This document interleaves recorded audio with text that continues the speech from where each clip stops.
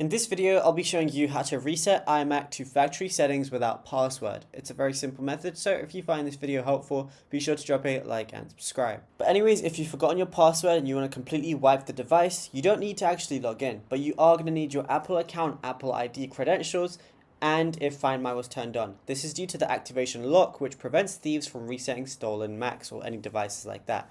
So the first thing you want to do is enter recovery mode. So if you're on Apple Silicon like M1, M2, M3, shut down your iMac or your MacBook, press and hold the power button until you see the loading startup options, and then select options and then click continue. Once you're in the recovery screen, you might see a list of users. So since you don't know the password or you don't remember it or you can't log in, go to the top menu bar and click Recovery Assistant, then select Erase Map. And then click Erase Mac again to confirm, and the computer is going to restart and walk you through a brief activation process where you'll need to connect to Wi-Fi and enter your Apple account, email, and password. And if the Erase Mac option isn't available in the menu, select Disk Utility from the main window and click Continue. Then in the sidebar, select Macintosh HD and then click the Erase button in the top toolbar.